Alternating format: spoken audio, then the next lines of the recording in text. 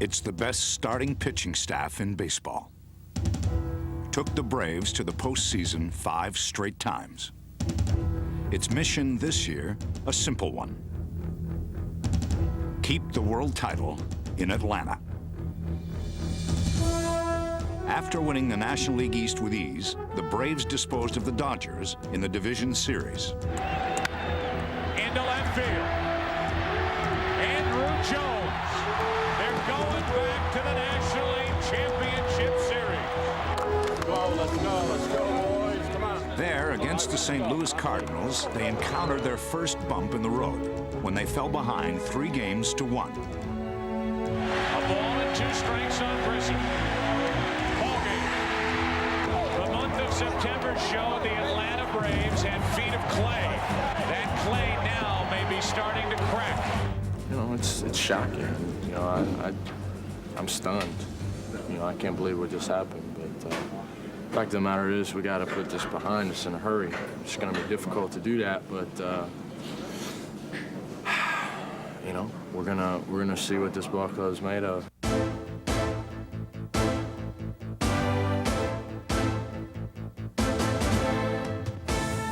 With the mark of a champion, the Braves rallied.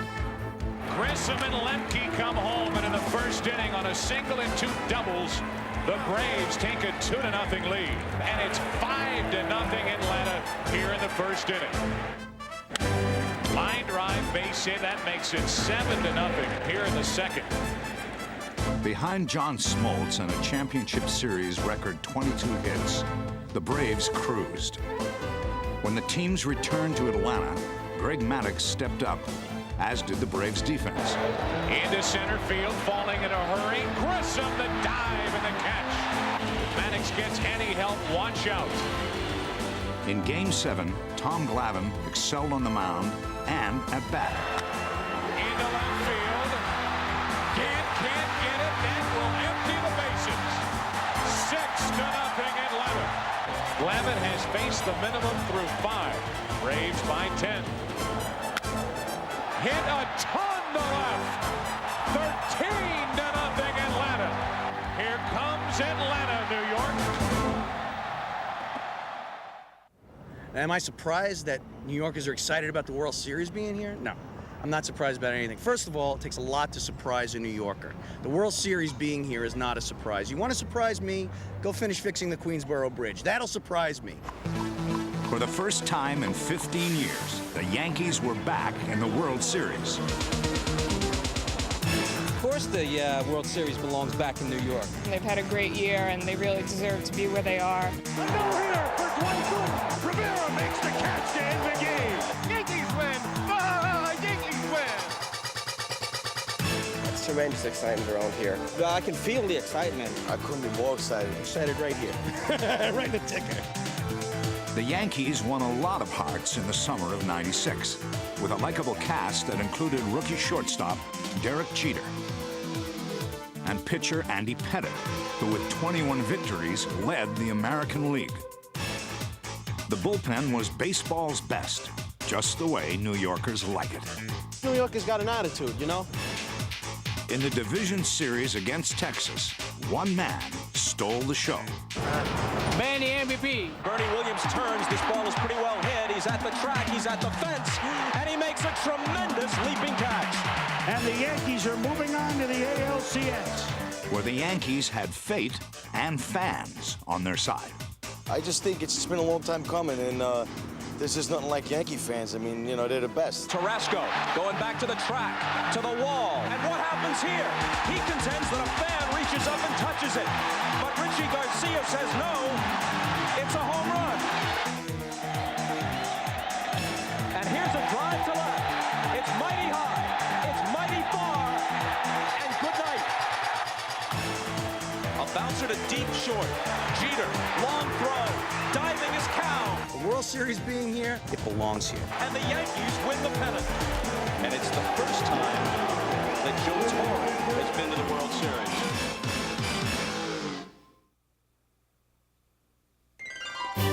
Presenting the 1996 World Series, featuring the New York Yankees and the Atlanta Braves. In this, Joe Torre's first ever World Series appearance, it was just like going home. Joe was born and raised in Brooklyn, little brother of Rocco and Frank, all three men a fabled part of the Broadway parade ground Sandlot League. Here on Avenue T in Marine Park, in the house Joe Torre was raised, his sister Ray still lives, embracing the sweet irony that has brought her brother home. If it happened with any other team, I don't think it would be as rewarding to us as it is being a New Yorker. And also, as children, we were National League fans. And when he was asked to be the manager of the Yankees, we thought that was wonderful because they were so elite and high up in our estimation. They always won World Series. They beat always the National League. And now we're in it with the Yankees, and that couldn't be better for us.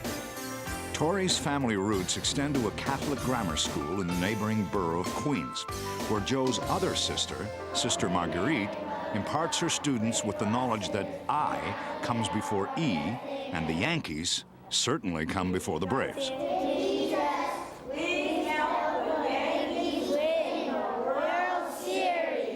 I pray, as I do with the children, that the Yankees believe in themselves, that they get up knowing they can do it. The talent is there. God is not swinging the bats.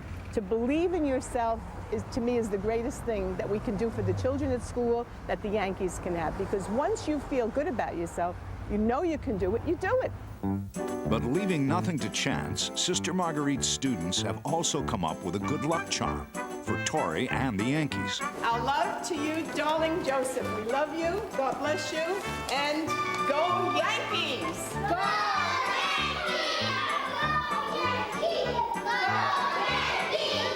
Go Go Yankees, go out and win.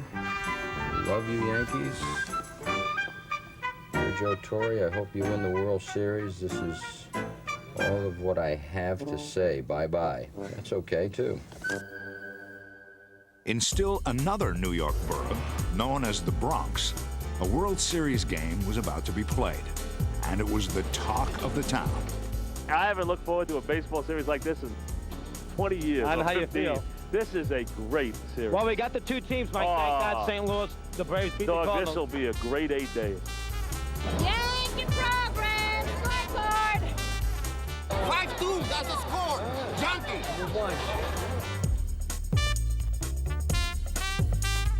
Let me ask you something. Could I borrow that shirt? I gotta wax my car tomorrow. Nah. That's the nicest thing anyone said to me so far today.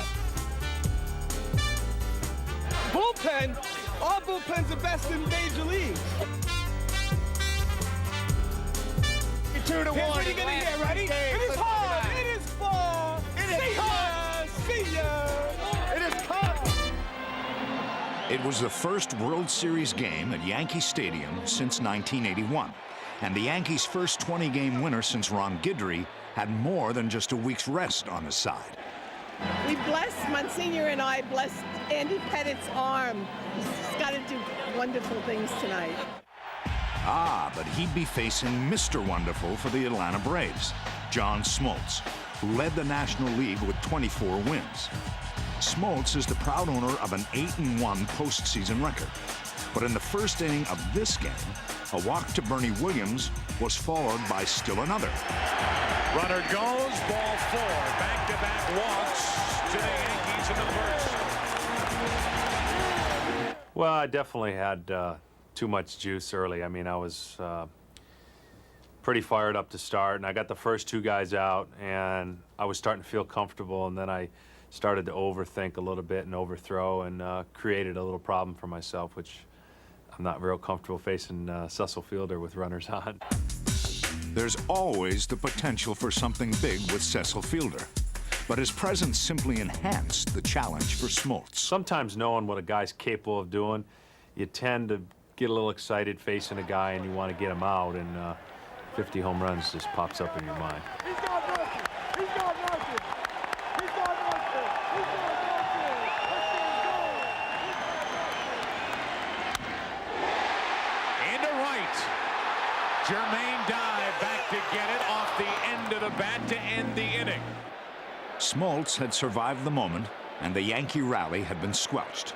Not so the fans. That's all right. John Smoltz, these aren't the Cardinals. These are not the Cardinals. The Cardinals were a memory, thanks in part to League Championship Series MVP Javier Lopez, who came up in the second with 1 out. 1-2.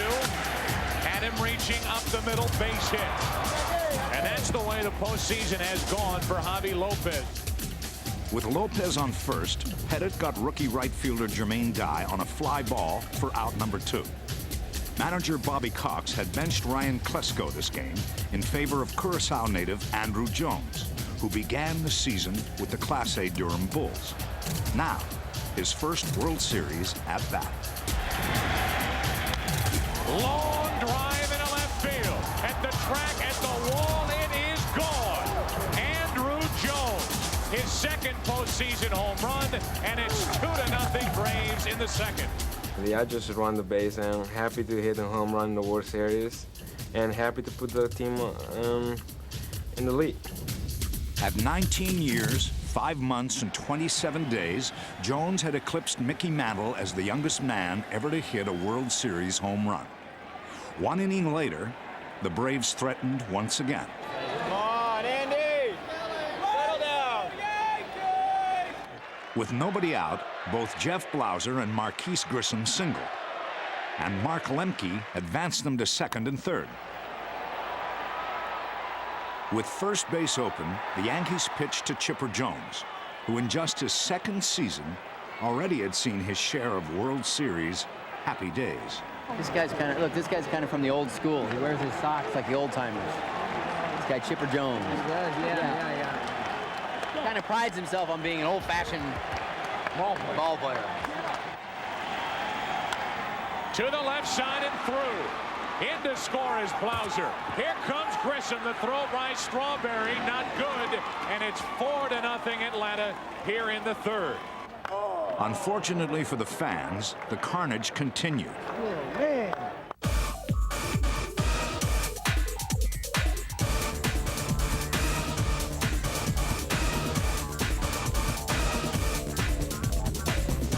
A stolen base, another hit, and a walk to Lopez brought Torre from the dugout, and an end to Pettit's night. It was just location. You miss your spot, you're going to get hurt, especially against a ball club like the Braves. So the thing you have to do, if you're not an overpowering pitcher, is make sure you have your command. And Andy didn't have his command the other night, and he paid the price. Brian Boehringer inherited a 5-0 deficit. With 2 on and 2 out, the man of the moment had his second World Series at bat. 30 minutes older, 30 minutes wiser than his historic first at bat. Incredibly, Jones became the second player of any age to homer in his first 2 World Series at bats. 2-run homer, a 3-run homer, and all of a sudden, it's 8-0 Atlanta here in the third. Imagine Yankee Stadium, the World Series, 19 years old, back-to-back home runs. Curaçao's national treasure could barely conceal his joy. But there was no joy in the Bronx. Killing us, they're killing us. And in the 5th, Fred McGriff made it clear to all who could hear that it was over.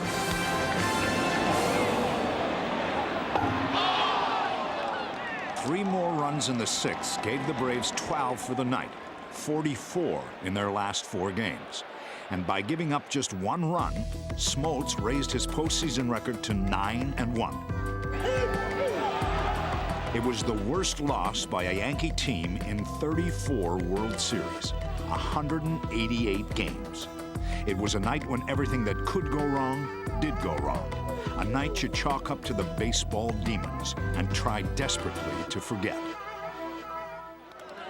For this man, surpassing Mickey Mantle on Mantle's birthday no less, 'twas a night to press firmly in the scrapbook. Now, Game 2 beckoned. They'll be okay. They're going to bounce right back. We're a come from behind team, you know that. We'll be okay.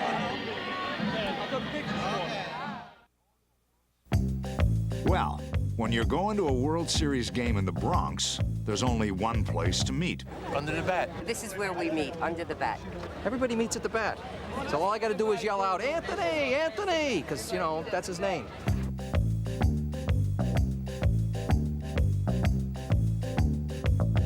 I'm waiting for a colleague and a guest from Germany, actually. Come on, my son came from Durham. His father's coming from Florida. I came from Brooklyn, over the Triborough Bridge, from Galifi's pastry store in Brooklyn.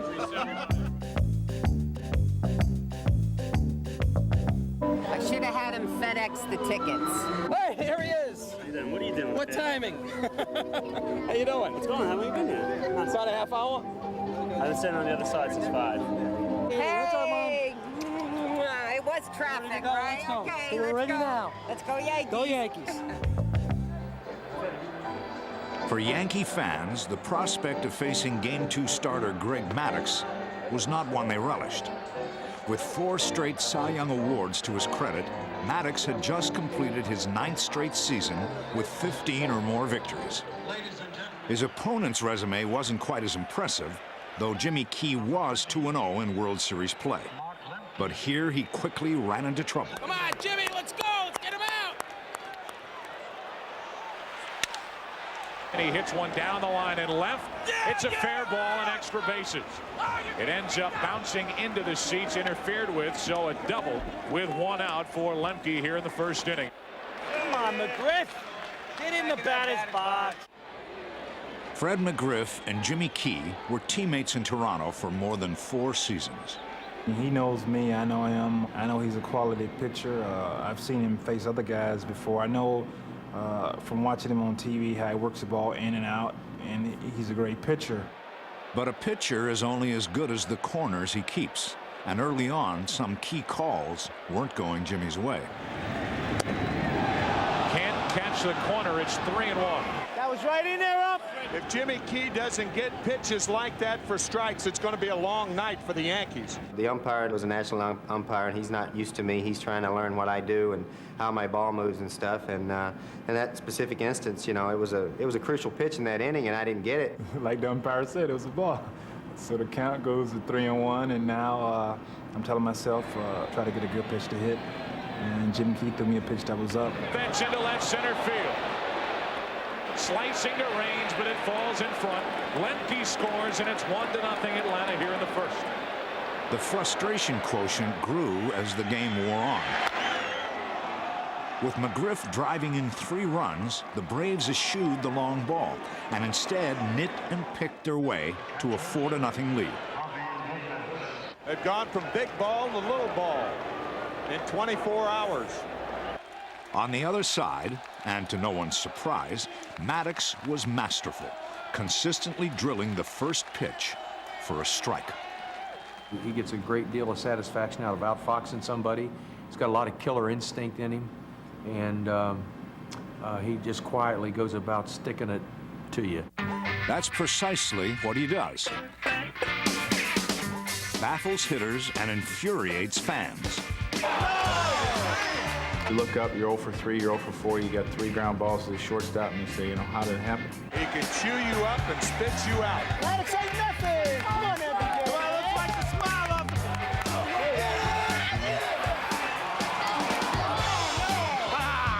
Nothing's going right. You know, I always stick to the reasons why I'm good, and one of those reasons is because I pitch in. And, you know, regardless of where you're playing or who you're pitching against, you have to pitch to your strengths. Come on, Mariano. Mariano, please.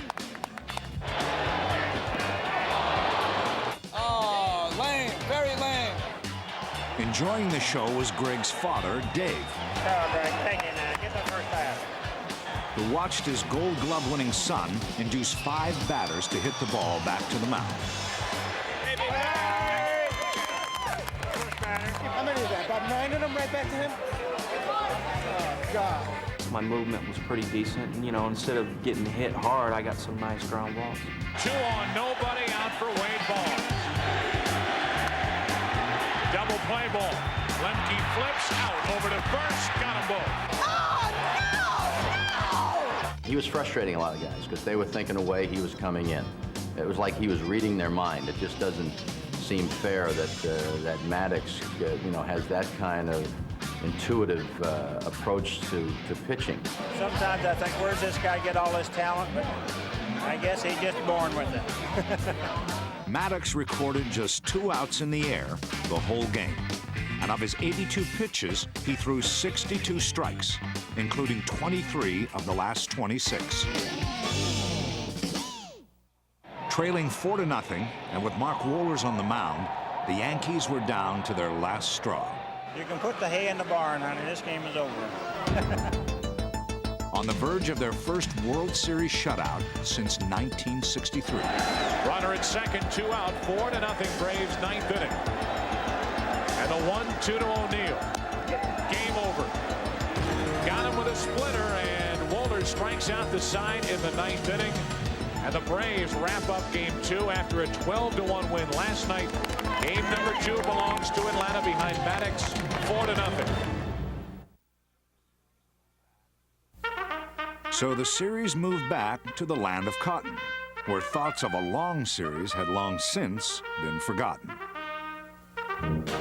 But then, outscoring your opponents 48-2 in the last 5 games is, after all, pretty heady stuff. Nobody do it like Atlanta. Nobody do it like Atlanta. No, go home, Yankees. The Braves. Get the Yankees out of here. Go back north of the Mason-Dixon. Goodbye, Yankees. Last time the Yankees came into Georgia, we did well. Sherman much to the sea. Atlanta was brimming with confidence, but the Yankees had a new battle plan in store. Darryl Strawberry took over for Paul O'Neill. First baseman Tino Martinez gave way to the big man Cecil Fielder.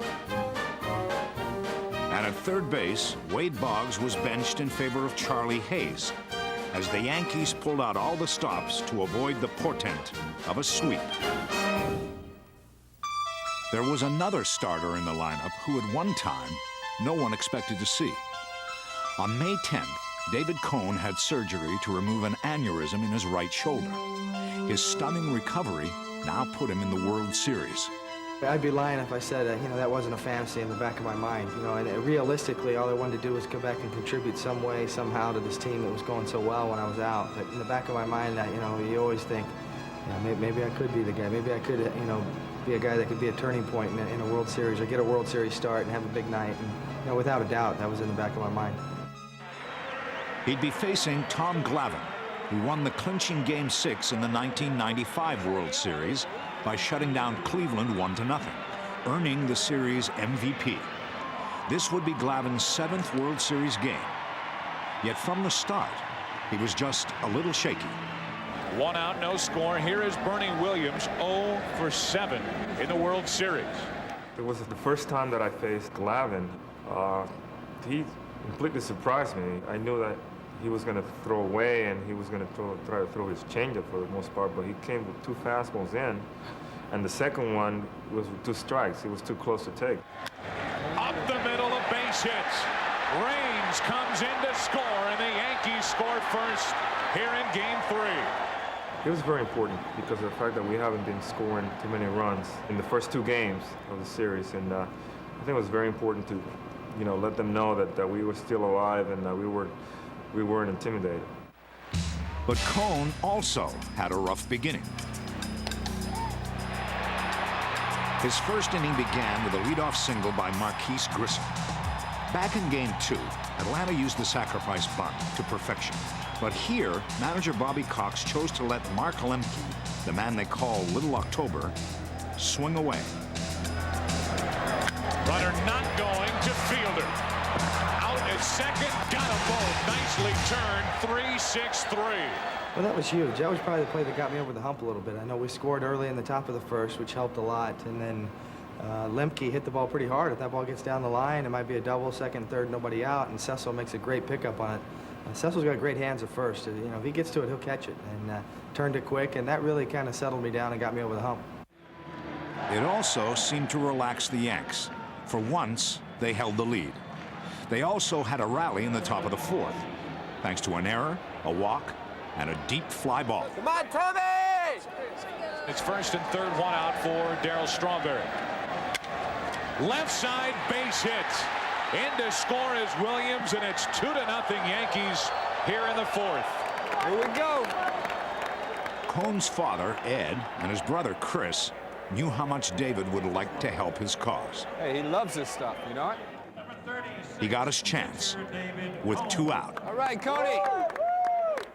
That's what they got him for. They got him for his bat. And now it's bases loaded, 2 out for Cohn.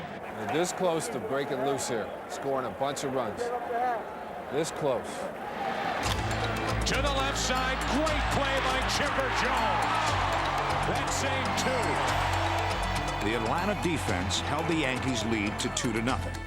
In the fifth, with Tim Raines on first and 1 out, the defense came up big once again.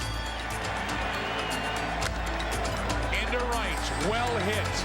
Andrew Jones back at the wall. What a catch. Now they have Raines on first. Double play. The Braves weren't giving an inch, but then neither was David Cohn, a big-game pitcher who was pitching the game of his life, trying desperately to keep the Yankees' World Series hopes alive. He's working him over tonight. He's got some good stuff. Come on, Tony, put him away. That's tough. That's tough. That is tough. Good job. Good job, Tony. Nice job. Cohn shut the Braves out until the 6th inning, when his counterpart, Tom Glavine, led off with a most patient at-bat. Yeah, I think him and David are buddies. You know? Not right now. Not right now. 3-2 to Glavine, a leadoff walk. It's a little bit of a blow when you walk the pitcher to lead off an inning, or when you walk anybody, much less the pitcher. And Glavine's a tough hitter. You almost pitch him like a regular hitter, and that was our scouting report going in. But I kind of said this might come back to haunt me, and I know I was going to have to work hard to get out of that 6th inning. Into left field, off the end of the bat. Raines can't make the catch, and the first 2 are on for the Braves in the 6th. And now the question is, do you bunt? One would certainly think so. In the air, fielder 1 out. You see how quick he got in there for a big guy? You got a big out there. Now you got a double play, and you're out of here. Instead, Cohn created more problems when he walked Chipper Jones to load him up. Here comes Torrey. Joe Torre wants to have a word with him. Tell him what to do. Well, he got about as close as he could get, almost nose to nose, and sort of implored me to be honest with him. He said, you understand the significance of the game. You know what the situation is. How do you feel? Tell me the truth.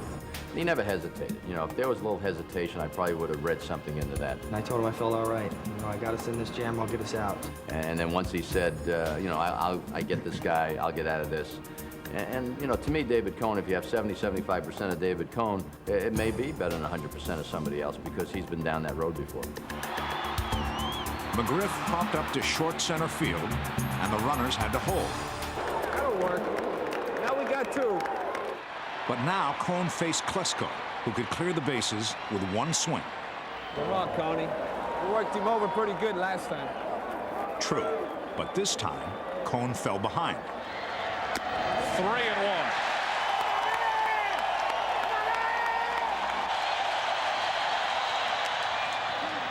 And he's full with Ryan Klesko at the plate.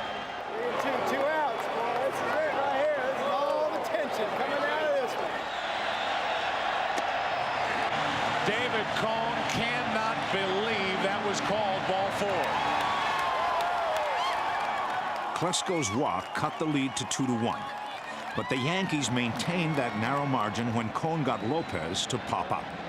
It was the end of David's night, and his father couldn't have been more pleased. A lot of pressure on him. It was kind of a must-win situation. I thought he was very careful, and just did very good. Very proud of him. With Greg McMichael on for Atlanta in the 8th, the Yankees staged a rally, and to no one's surprise, it began with Derek Jeter. Bernie Williams gets to turn around and bat left-handed for the first time tonight. I was trying to, you know, make them feel like maybe, you know, it was going to be a bunt play, and I was just trying to look at the infield, see what we're replaying. But in my mind, I knew I was swinging the bat. Down the line and right.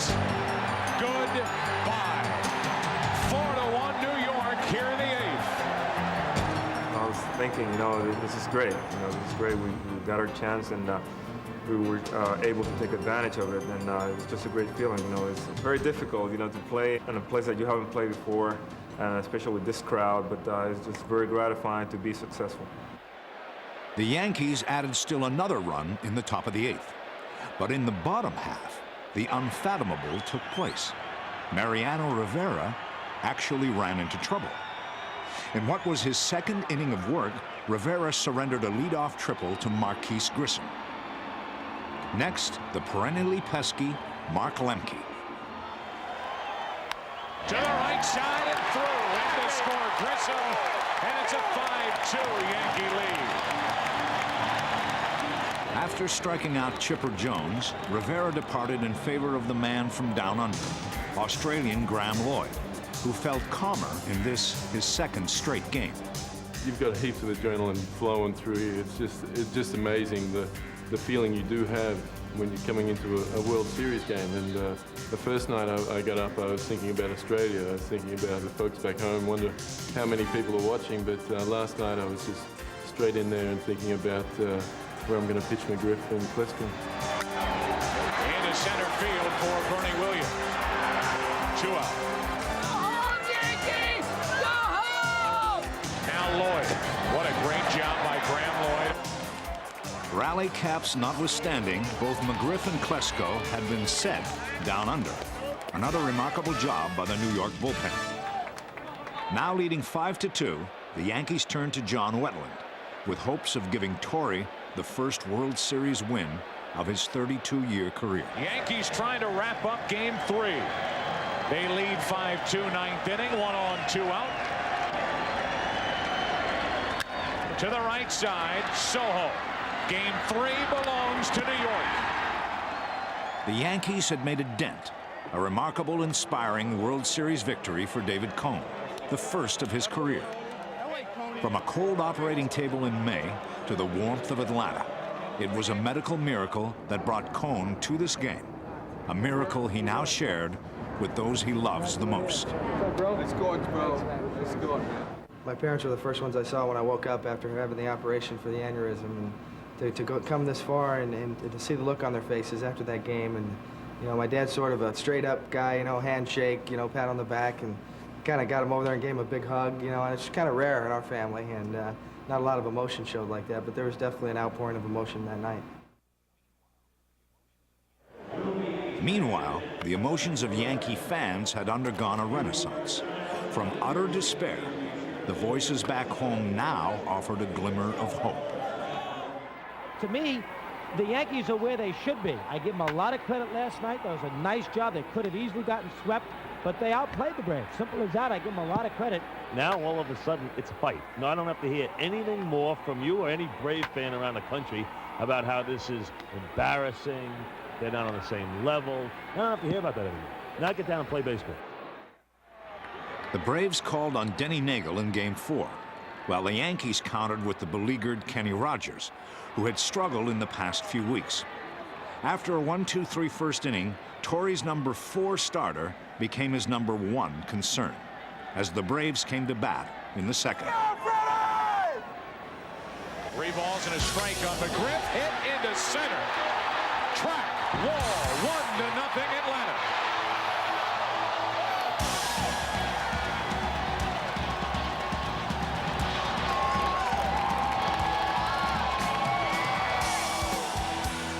Kenny's troubles were far from over. With runners on first and third, after 2 walks and a fly ball, Cox called for a little pressure, with the bat-steady Jeff Blauser at the plate. Squeeze play. It was on. It works.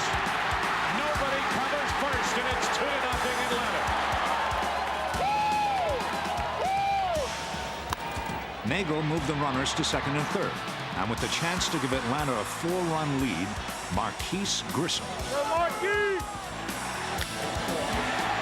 There it is. In to score is Jones. In to score is Blauser. Down to second, Grissom. 4-0 Atlanta.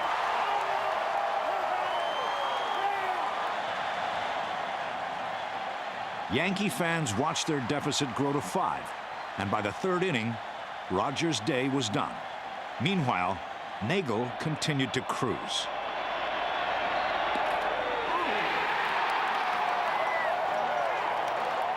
Through 5 innings, Nagel was superb, and the Braves were smelling blood. The Yankees had gone deep in their bullpen by the bottom of the 5th, when Atlanta put 2 runners on with 2 out for Andruw Jones. Runners will go with a 3-2 pitch. To third, Hayes can't make the play. Here comes Chipper Jones. Jones scores, and it's 6-0 Atlanta. Yankee fans had hit bottom, 6-zip against the world champs. This game's history. We don't need to chant no more. A sentiment that the Yankees team didn't quite agree with.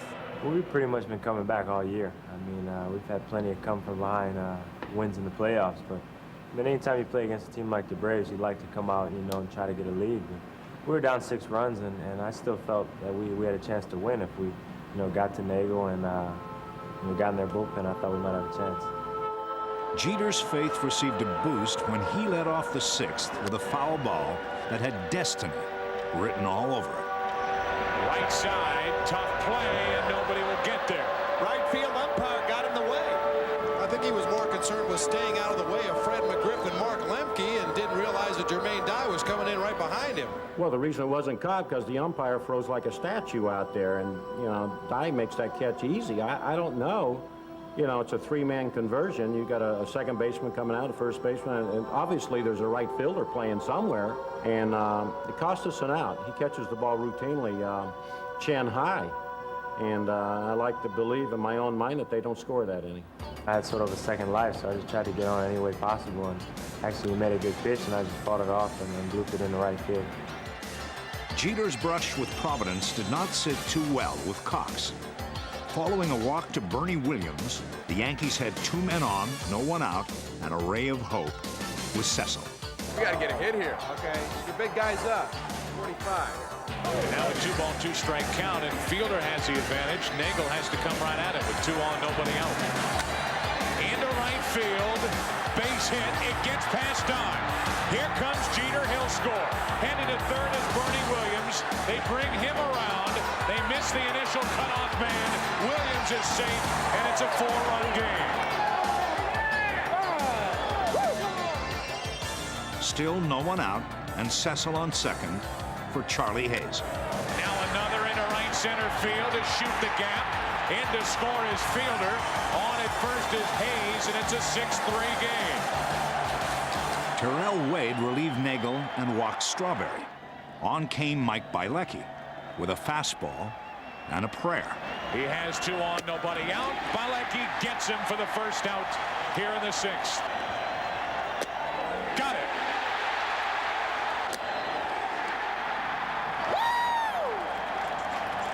Once again, hope had turned to despair. Bielecki's amazing performance had seemingly put Atlanta back in control.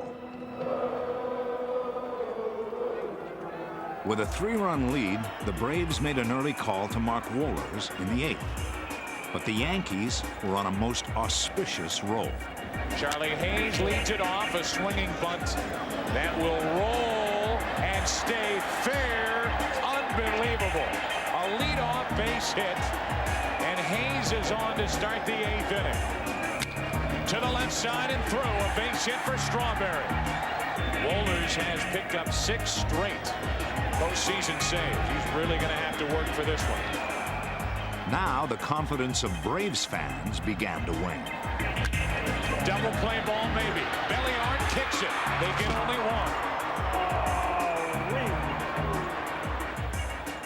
1. Go figure.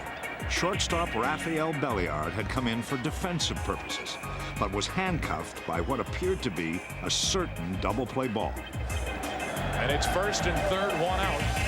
For the catcher, Jim Leyritz, his first at bat of the night. Big swing. He was right on it.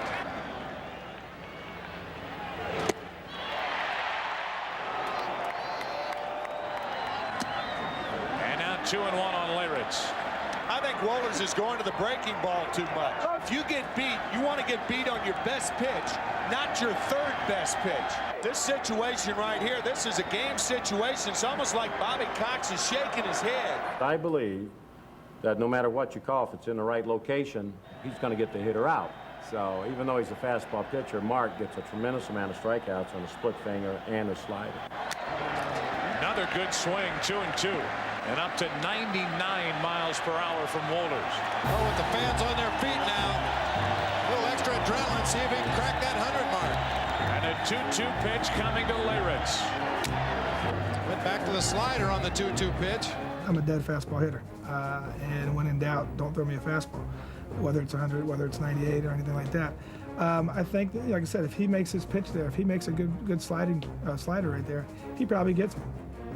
But as far as my thinking, I was saying, okay, he's going to come back with a fastball. Guy throws 100 miles an hour. I'm going to look fastball. Again, the 2-2 to Leyritz. In the air to left field. Back at the track, at the wall, we are tied.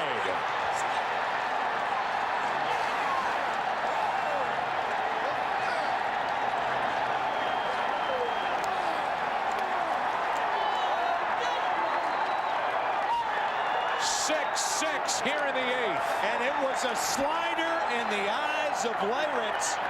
Another slider from Wohlers. What a remarkable comeback by the Yankees. Wow. I was not thinking home run right there. I'm thinking, okay, try to get a ball hit over the middle or right field, drive in at least one run and get us going. Unfortunately for me, when he hung the slider, I kept my hands back. And by looking fastball, it sped up my bat. I hit it and I was like, okay, let's just see if Andrew Jones has a chance to catch it. When I saw him go up, I thought the ball just barely got out. When I watched the replay, I noticed it hit the back wall and it got out pretty good. But until I hit first base, I wasn't 100% sure it was going to get out. Tied at 6, the game entered the 9th. There, with 2 men out, the Yankees threatened once again. Fielder singled to right off Wohlers and moved to third on Hayes' hit to left.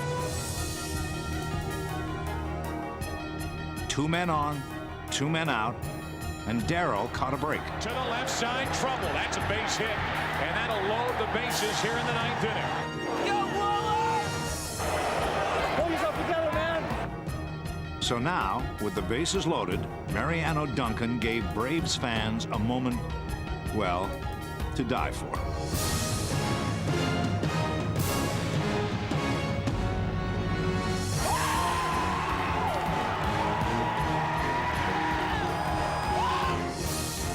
The Braves struck back in their half of the ninth with a Lemke hit. Come on, Chip!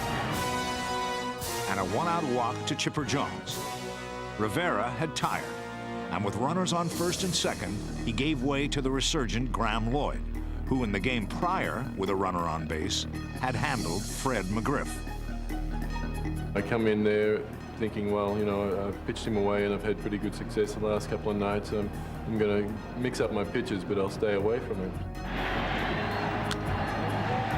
Jeter will try to start it. 6-4-3. We're going to extra innings here in Game 4. A game that had officially become a classic now moved into the 10th, where for the first time in the series, the Braves called on Steve Avery. He got 2 quick outs, then walked Tim Raines on 4 pitches. Jeter followed with a seeing eye single, and the Yankees had runners on first and second. With 2 out and Bernie Williams slated to bat right-handed, Bobby Cox made his move. Bernie Williams is the one guy that our scouts and everybody in the baseball world, if you can pitch around him, do it. Don't let him beat you. Atta baby, walk him! Walk him! They will intentionally walk Bernie Williams. How about that? And with 2 out, the bases will be loaded. And the last bullet for Joe Torre on his bench is Wade Boggs. Come on, Stevie! He's liable to take a couple of strikes. That's the kind of guy Boggs is. Here's strike 1. Hey, come on, Wade, this is it! Strike 2. 2-2.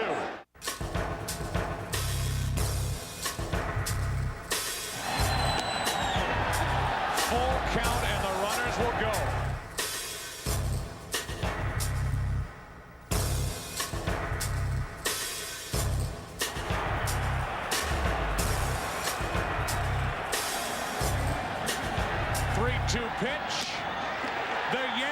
Yankees take the lead.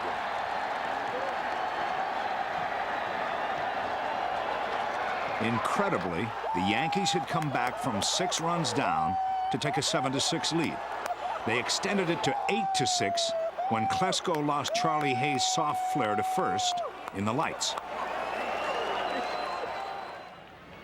Lloyd did his job in the bottom of the 10th when he fanned Klesko. Atlanta fans were resigned to acknowledge that the New York bullpen was outpitching theirs. But with Wetland now in the game, that 19-year-old boy wonder got his 3rd hit of the night. Ripped into left field, a one-out base hit by Andrew Jones. 1 on, 1 out, tying run at the plate, Jermaine Dye.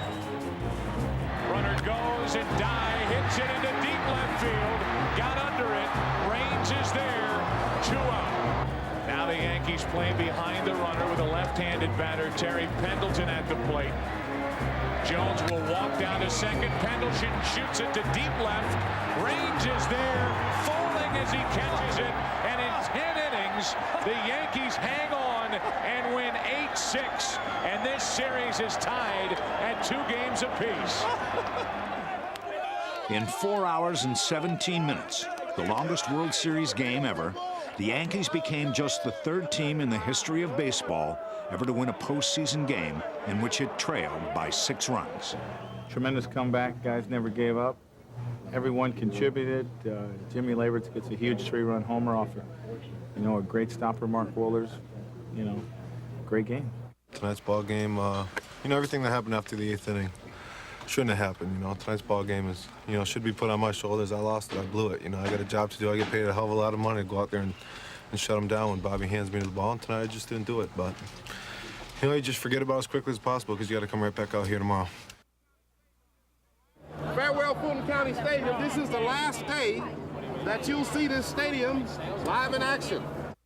As Atlanta closed the stadium, the talk before Game 5 was still of the Jim Leyritz home run, one of the most important home runs in Yankee history, and how it promised a trip back north.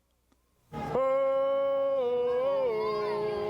back to the Bronx, you gotta go. We're going to the Bronx Zoo. Brother, they're going to be fired up in the zoo come Saturday. I think that would be the advantage for us to go home, 3-2 because, on Saturday, that place is going to be rocking. I think it'd be to our advantage with a home team. I would definitely love to go home 3-2 us. But of course, John Smoltz stood in the way, and the Game 1 winner seemed even more focused than usual.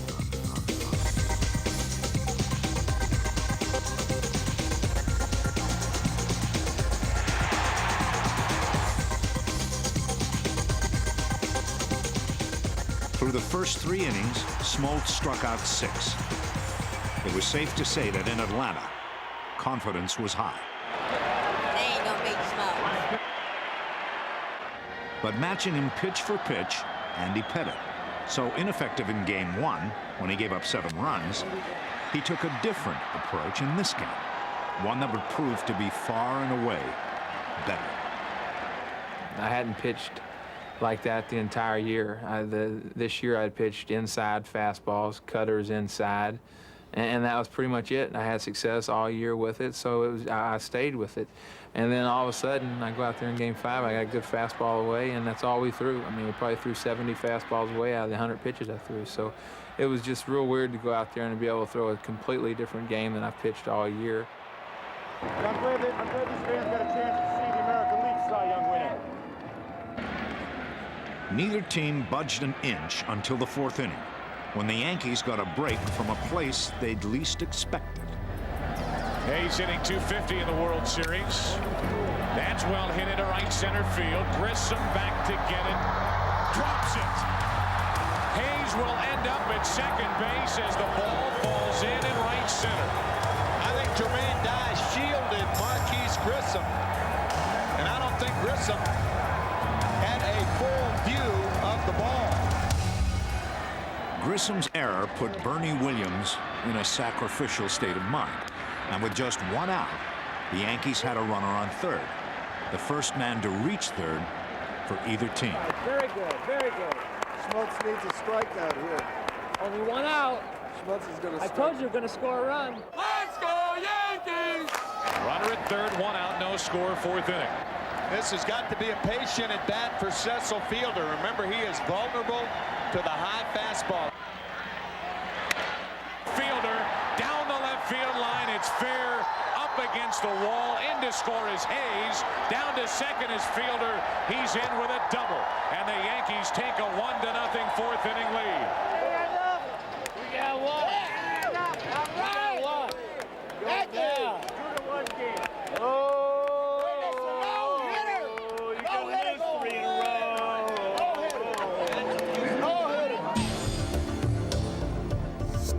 With a fragile 1-0 lead, Pettit carried a no-hitter into the fifth inning. But in the sixth, he ran into trouble, courtesy of a leadoff single by Smoltz and another by Grissom. The Yankees expect the bunt.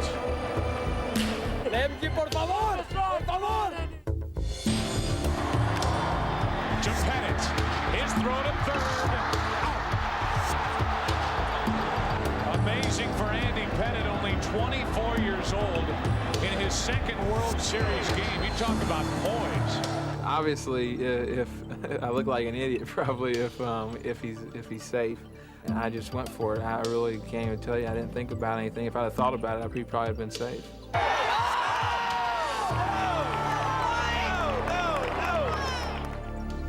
Then, so quickly, it was over. Now Jones back to Pettit. You want more poise? 1-4-3. Inning over, and the Yankees hold on to the lead. After 6, 1-0 New York. It was the kind of battle Cy Young would have loved. Smoltz would leave in the 8th after striking out 10 and allowing 4 hits and 1 unearned run. He'd later call it the best game he ever pitched. After 31 years of baseball at Fulton County Stadium, the finale was living up to its billing. And when the Yankees sought insurance in the 9th, with runners on first and third, 2 out, and Wohlers on the mound, it also witnessed its share of surprise. For the batter was Pettit. I had my head down, I hear somebody screaming at me, and it's Zimmer. He's over there yelling, "Get a hit, get a hit," like that. So, and I realized they're gonna send me to the plate against this guy. He's throwing 100 miles an hour, and I'm like, you gotta be kidding me, 'cause I thought I was gonna get pinch hit for. And here's what Joe Torre thinks of Chipper Jones and Fred McGriff, who will bat in the bottom of this 9th inning. He'll stick with the left-hander, Andy Pettit, not to hit, but to pitch. What is going on here? Joe Torre, what's going on? Come on, Andy! Runners at the corner, 2 out. Pettit pops one into left. Easy for Andrew Jones, and we head to the bottom of the 9th. Torre's gamble took an ominous turn for Pettit when the Braves opened their half of the inning with a hit. Base hit. Jones digging for second. He's there with nobody out. Come on, Fred! Do it, Fred! Come on, Fred! To the right side, the runner advances to third, and Martinez will take it himself. 1 away. And here comes Joe Torre. It wasn't quite what Torre had hoped for, but as planned, he went to Wetland. Pettit had been all but perfect. 5 hits, no runs. The bad taste of his Game 1 performance now a distant memory. The Braves' rally hopes now turned to Lopez. Right at Hayes. Jones holds it third, 2 out. Wetland now walked the potential winning run and set up a classic confrontation when Jermaine Dye was called back in favor of Luis Polonia. Tying run on third, winning run on first. Last chance.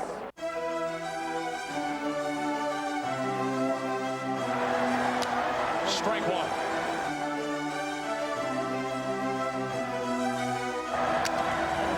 Broken bat, foul ball, strike 2.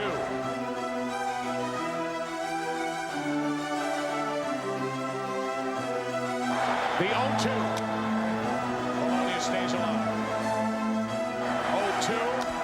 Do it again.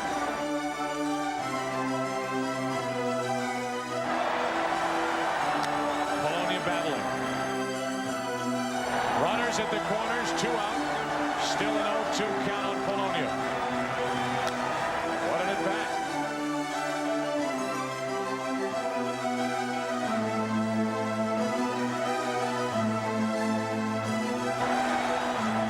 From Wetland into right field. O'Neill is there. Ball game. Yankees win 1-0 as Wetland saves it for Andy Pettitte. Nice play, O'Neill!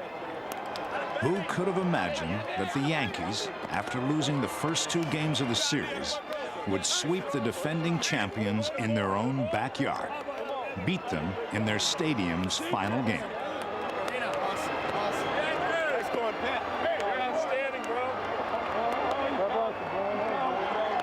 Pettitte's first World Series win and Wetland's 3rd straight save made the Yankees a perfect 8 for 8 on the road in the '96 postseason. But only John knows how close he came. I let that go. I said, no.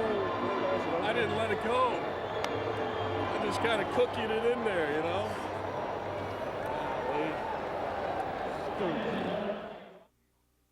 As the teams returned to New York, the miracles continued. 2 miles from the stadium at Columbia Presbyterian Medical Center, Joe Torre's brother Frank awaited a heart transplant. Joe had lost his brother Rocco to a heart attack in June. Now, for more than 2 months, Frank lay waiting for a new heart. On the eve of Game 6, he got that heart, donated quite appropriately by a man from the Bronx. You go from, you know, no quality of life and probably death to all of a sudden, you know, having a young man's heart that, you know, and I'm being told by doctors that I have supreme confidence that I'll never feel, you know, I won't ever feel as good as I do now for quite a long time. So that's the ultimate. I mean, that was my World Series. It almost seemed too right, as though supernatural forces were guiding the Yankees through this World Series. And when 2 priests from Notre Dame threw out the first pitch, New York fans had to sense that this was their night. Destino, brother. El destino. La forza del destino. Are the Yanks going to win this thing or what? Huh? See, in New York, you got to believe, baby. It's the #1 place in the world. Born-again baseball fans had a newfound faith. 3 straight wins will do that to you. Now, the Yankees needed just 1 more victory for their first title in 18 years. They asked Jimmy Key for 5 solid innings, and he got off to a promising start, thanks to his slick fielding left fielder. Let's go, Jimmy. Let's go. Let's go, Jimmy. Tonight's the night. You're bringing it home tonight. Golf shot into left field for Strawberry. 1 away. Did you ever think you'd be talking about Darryl Strawberry's defense in a World Series?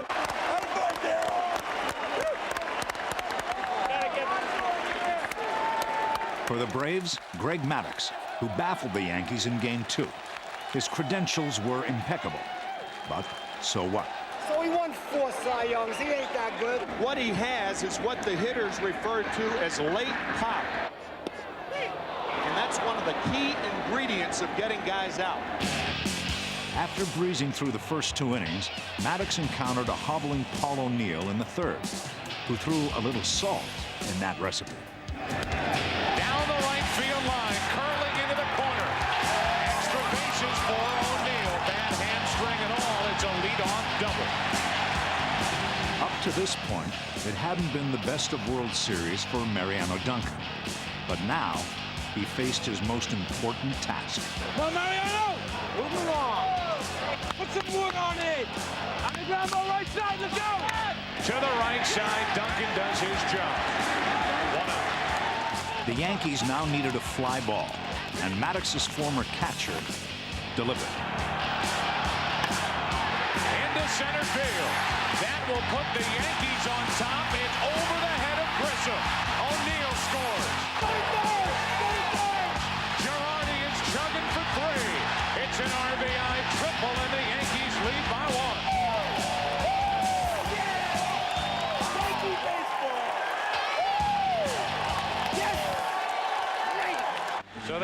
Yankees have done in 2 1/3 innings what they couldn't do in 8 against Greg Maddux in Game 2, and that is dent home plate. Now the runner at third, 1 out for Jeter.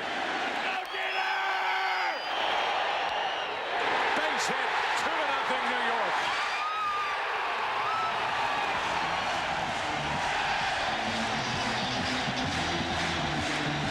Guys, our booth is shaking. I think the whole city is shaking. A most un-Maddux-like third inning.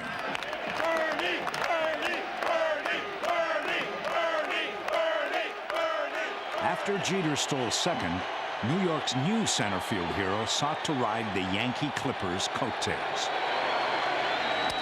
Into right center, base hit. Here comes Jeter. The throw is no good. 3-0 New York.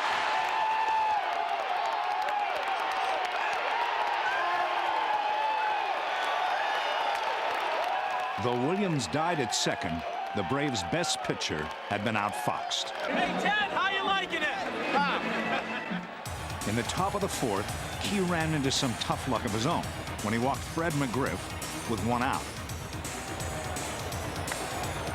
Lopez singled to right, moving McGriff to second, and Andrew Jones then loaded the bases with still another hit to right. Scary. This is scary. Come on, Jimmy! 3-1 pitch. That will force home a run. Come on. Suddenly, Key was missing badly, and the Braves' dugout was stirring. So that makes it a 2-run game, and the base is still loaded, 1 out for the number 8 hitter, Terry Pendleton. He'll kill you, Pendleton, I'm telling you. Again, Key fell behind, 3-1. Come on, turn 2, turn 2. Jeter steps and throws, inning over. A golden chance for Atlanta. They get only 1. Yeah, baby! Let's put him away! In the 5th, another Braves rally was snuffed when Girardi sought to gun down Grissom at second base. The umpire called Grissom out, sparking a tirade from Cox. Before the dialogue was over, Cox became the 6th manager to be ejected from a World Series game, the first since Whitey Herzog in 1985. Still 3-1 in the 6th, Torrey turned to his bullpen after Chipper Jones doubled to lead off and McGriff grounded out, moving Jones to third. Coming into pitch for the Yankees, number 52, David Weathers. Very aggressive, comes right at the hitters. Let's go, Yankees! A strikeout and a walk from Weathers. It's first and third, 2 out. Here comes Torrey. As Klesko is announced as the pinch hitter. And now we see Graham Lloyd. An ERA of 0 in 5 innings pitched. Runners in the corners, 2 out. Gets under it, pops it up. Klesko in this series is 0 for 3 against Graham Lloyd. We're almost there. We are almost there. 9 more outs. The Yankees' hold the fort relievers had done their job. Now in the 7th, the magnificent Mariano Rivera came on to get his fait accompli, 6 outs. Smoking. Smoking. Bring the heat. Bring the heat. Let's go, Mariano. Give the heat, baby. Give it up. Oh, baby. We're in the 8th inning. Rivera trying to get it to the 9th inning, and John Wetland. Vintage Rivera. 2 innings, no hits, no runs, no sweat. If this was a team of divine destiny, it was time for the savior. John Wetland takes over. He has 5 saves in the postseason, 3 in the World Series, and the Yankees are 3 outs away from their first World Championship since 1978. Let's go, Yankees. Let's go, Yankees. Andrew Jones. Let's go, Yankees.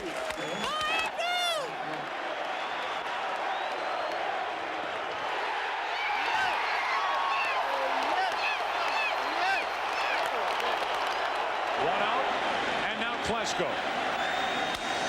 Up the middle, off the glove of Jeter, and Klesko is on. That means the tying run will come to the plate.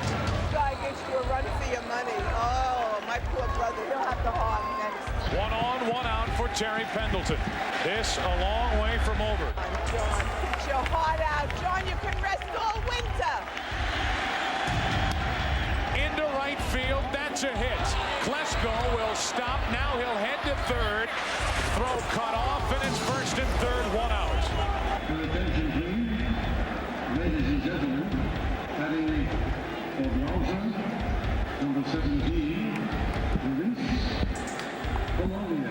Come on, John. Baby, get this guy. Come on, John. Right down the middle, strike 1. First and third, 1 out. Tying runs on for the Braves, strike 2.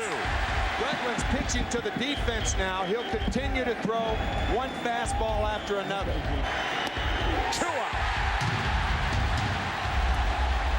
Joe Torre and the Yankees are now 1 out away. It's Wetland and Grissom. To the right side and through, a base hit. In to score is Klesko. And now one more hit could pull the Braves back even. 3 singles in the inning, and it's a 1-run game. Now it's first and second, 2 out for Lemke. A career 300 hitter in World Series play. Runners going, Lemke pops it foul. Near the dugout. And just out of the reach of Charlie Hayes.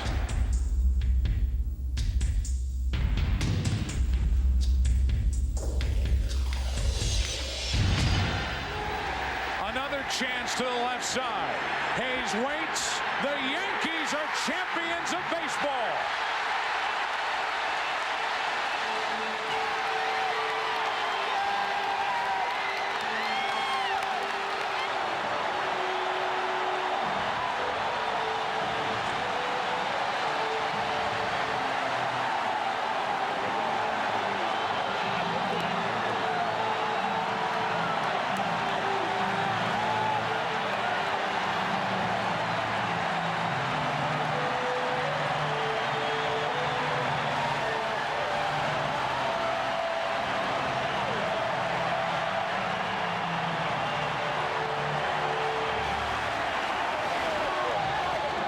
They were a team, a likable team, maybe in fact a team of destiny.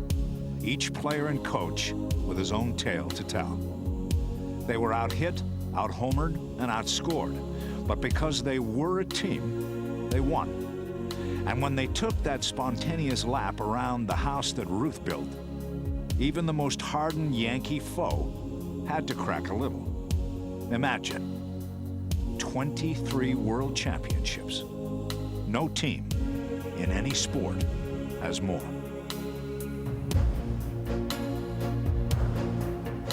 Oh, the fans never gave up on us. This is a New York team. It's a comeback team. It's a team with a lot of heart, a team that New York fell in love with. And there's no better place to win than New York. And it just seemed like we floated around the field. It was an incredible feeling. When it was over and the guys took a lap around the field, each one of them with their own story, knowing that from the first time I came here in 1956 to this, I've had a love affair with this team, and it just was very emotional to see the players wanting to wave goodbye to the fans and thank them. This team represents New York because they don't quit. New Yorkers don't quit. All the problems, they don't quit this city. And this team, more than any I've seen, exemplifies that spirit.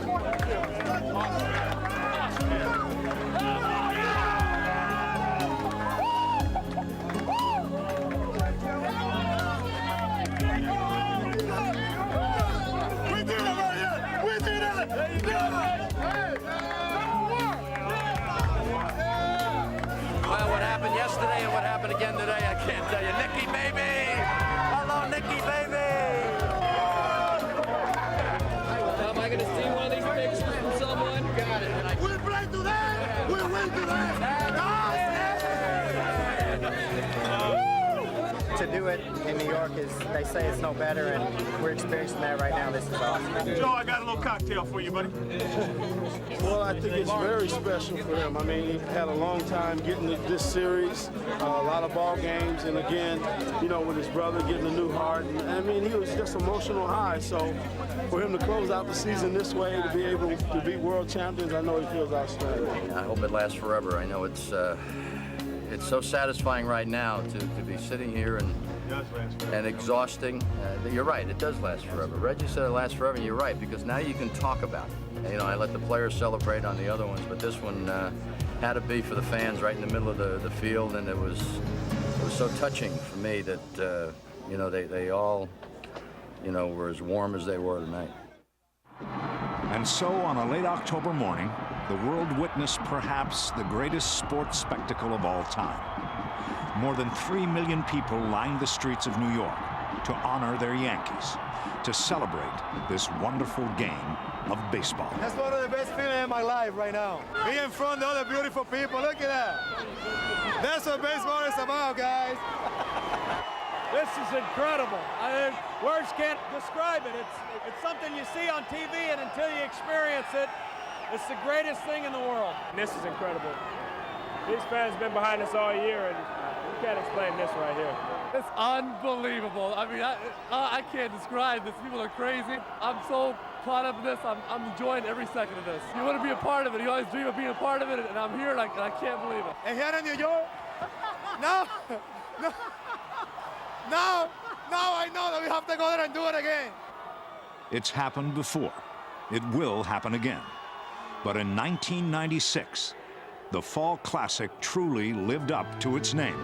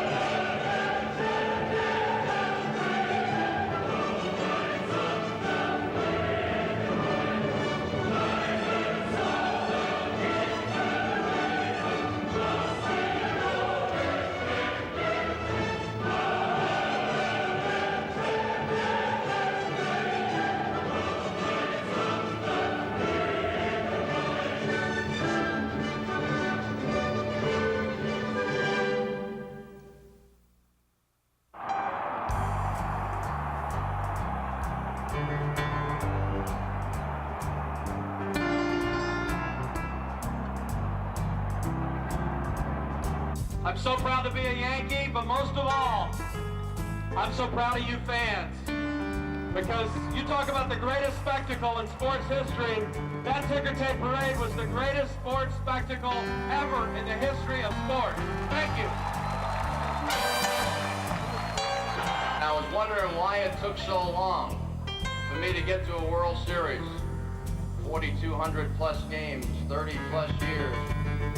Well, I guess the good Lord was waiting for me to put on the pinstripes. Thank you very much. Mayor Giuliani, Joe and I would like to present to you and the people of New York this trophy for City Hall.